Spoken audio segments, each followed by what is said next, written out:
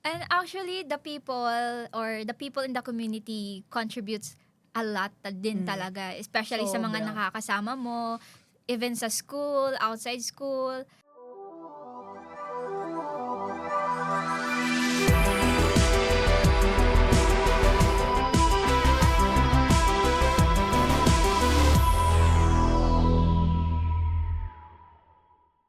So, hello everyone. In today's episode, we were going to talk about thriving as a student, balancing studies, passion, and career development. So, let's start, guys. Okay, maybe we can start with the first question. So, first question here is, how do you manage time effectively between academic responsibilities and personal projects? Do you guys have any kwento, any story here? I have a kwento. Let me go first. So, in handling academic responsibilities kasi, and as a leader in your community or in a club, it's very important to have a goal. Like, you need to plan ahead of the time for you to be able to have the outcome that you expected to be, like, to have that beautiful outcome, in other words. So, how about you guys? Ako, nung college kasi ako, like, siguro last year, wala akong personal projects, pero more on community building. Kasi marami akong organizations. Siguro 4 yung organizations ko habang may thesis ako, tapos Wow. OJT.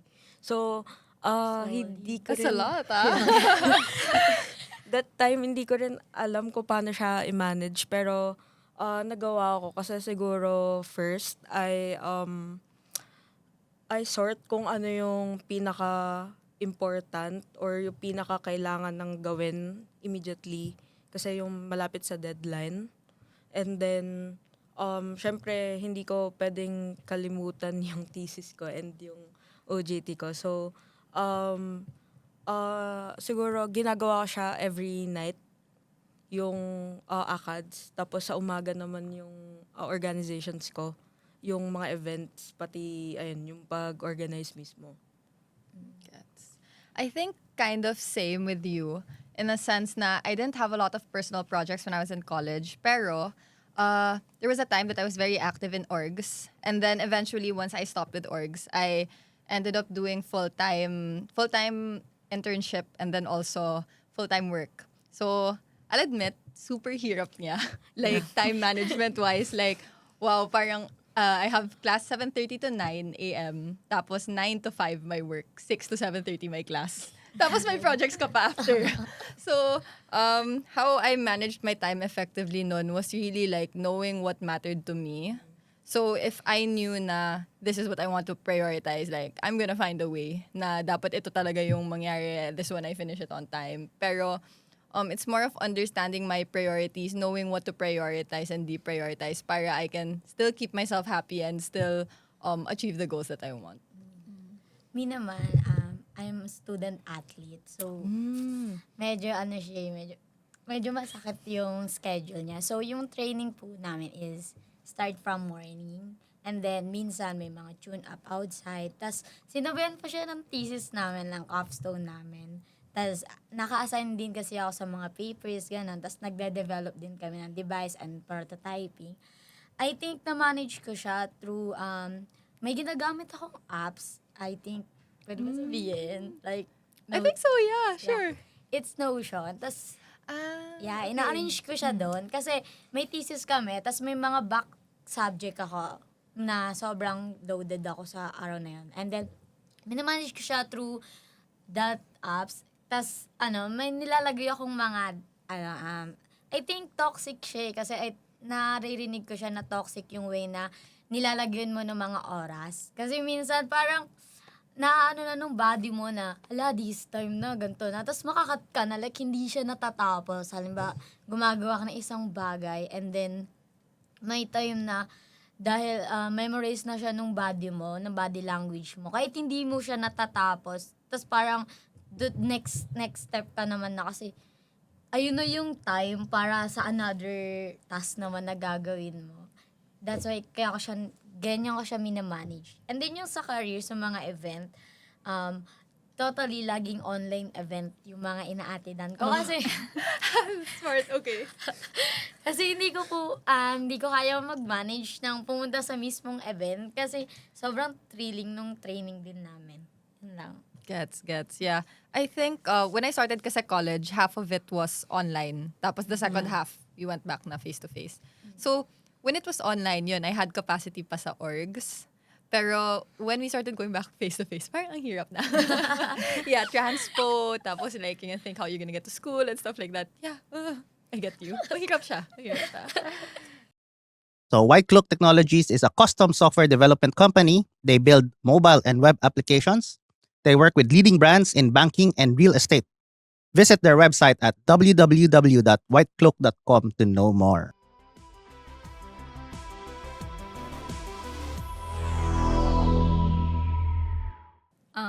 What if we talk about naman sa hardship natin, like challenges as a student transitioning to like tech field? Because as far as I know, some of us is really have that one specific course or goal that we want to achieve in life, and then suddenly like the destiny falls, and then we're here in the tech industry. So who's gonna share it first?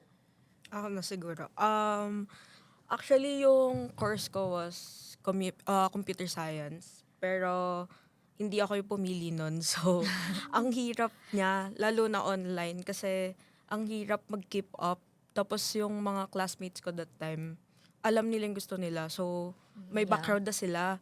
So, ang hirap nun. Tapos, fourth year na ako. Pero hindi ko pa rin alam kung anong gusto kong field. Especially, ang daming field sa tech. Ang dami mo pwede pasukan. So, buti na lang yung co-lead ko, yun, si Joanne. Finound niya yung AWS Cloud Club sa TIP Manila. And sobrang, ano ba tawag dito? Sobrang natuwa ako and like, na-intrigue din ako at the same time kasi wala ko alam sa cloud initially. And nung inintroduce siya sa akin, inofferan kasi ako to be one of the pioneering officers before namin itayo. So, ayun. So, nung initially, ayun, wala nga ako alam. Pero as time goes by, as marami na akong events sa pinupuntahan, doon ko na-discover na malawak yung cloud. Pero like, gusto ko siya pasukin kasi very interesting siya at the same time. Gets. I think for me, my biggest challenge, probably the field of tech is so big na it's hard to choose what you want to do. Like, there are so many things. I remember when I was first year, people will usually ask me like, oh, what do you want to be when you grow up and stuff like that? And you're going to be like, oh, I'm taking computer science. I want to be a programmer. Tapos after that, like, oh, okay, so what specialization do you want? And after that, blank. Like, I don't know what to say. After that, like, I'm exploring pa, ganyan. So I think for me, the biggest challenge is there are so many ways you can get to your destination. Now, how you get there is gonna be completely up to you. So it's more on what I said earlier, like choosing also the path, I guess, that makes you the healthiest and the happiest that you can be. Choosing what aligns the most also with your values and what brings you the most happiness. I think for me, that's the biggest challenge and how I was able to face it. Okay. So, on my end naman, it's really funny. Like, ang layo kasi ng gusto kong course. Like, I'm planning to take political science or legal management because I'm planning to take a law because I want to be a lawyer. Same. Same. That, actually, I Me was too. supposed to take up law or architecture before I ended up in comsci. So, I get the feeling. Yeah, so, but my family says otherwise. So, they want Ah. me to take IT or computer science. So, I had no choice. So, at that moment, I'm very devastated. Like, during my freshman year, like, first day of school, like, in online setting, like, my professor is discussing about pseudocode and different types of algorithms.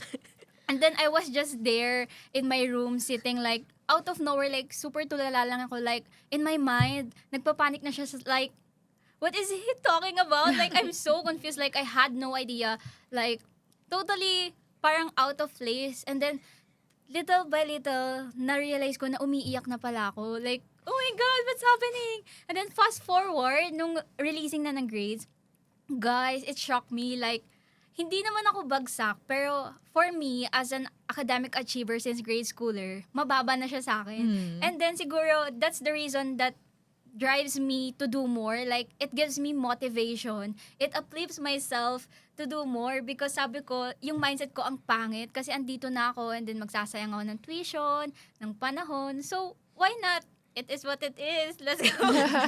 So, ayun yung naging mindset ko na everything can be learning. Learn naman. Tama. Lahat naman matututo. So, nung senior high school ako, pumasok ako, hindi ko sila kilala. For eventually, naging friends ko sila. And then yung mga subjects natin nung high school tayo, elementary, hindi naman din tayo familiar. And then eventually, natutunan natin. So, parang yun yung naging mindset ko na andito na ako eh. So, I'm going to live as it is and then strive as much as possible because at the end of the day, ako naman yung magbe-benefit eh. So, bakit ko paperapan yung sarili ko? So, yeah, that's my experience. Me kasi like, na-culture shock ako nung pagpasok ko sa comsci. Like, girl, tinuro agad C++. Tapos, hindi ko kasi talaga, yung field ng tech. Like, yung strand ko nung senior high is UMS. Tapos, biglang that's a nag-tech. big jump. Like, oh my God. Tapos nagugulat ako sa mga prof ko kasi pinagsasabi nito.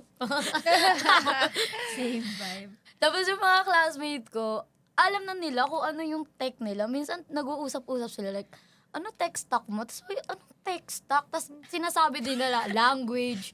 Ang alam ko lang namang language yung human language talaga. Sinasabi na Java daw, Python. Girl, parang naliligaw ata ako ng field. Tapos along the way din, sumasama na ako sa event. Tapos doon ko nare-realize na ang ganda pala ng tech, like solid siya. Gets. Tech is really overwhelming talaga, lalo na sa mga first-timer kasi like, parang in a normal person, pag narinig nila yung tech, it's about internet, Facebook, pindot-pindot lang. Pero once they're here na kasi, like, if you're trying to fit the shoes, parang, tapos, imagine, kahit may experience ka, and then you go out to your comfort zone, marirealize mo na, shucks, may ganito pala. Akala ko yung cloud computing, ganito Yeah, lang. there's a And lot then, to learn. after, di ba, ang dami. Like, it's really overwhelming. And I think kailangan mo lang talaga i-enjoy yung career path na gusto mo. Tapos sumama ka talaga sa event kasi dun mo talaga malalaman kung ano yung gusto mong field eh. That's true. Yeah. And actually, the people in the community contributes a lot din talaga. Especially sa mga Sobra. nakakasama mo, even sa school, outside school. Imagine when you go with a person who shares the same goal as you. Like, parang super career goal nila. Like, yung driven nila and passion. Grabe, mamomotivate ka eh. And that's what's going to make you, like, ma-flip din nila yung confidence mo na parang to be like them. Something like that. I get you. When you were in college ba? Wait, sorry, you're still in college. Yeah. Pero what communities did you join? Orgs, siguro orgs, did you join any orgs outside of your school? Outside of school, the only org that I'm in is my organization that I established. And inside school is Google, like the GDSC. I see.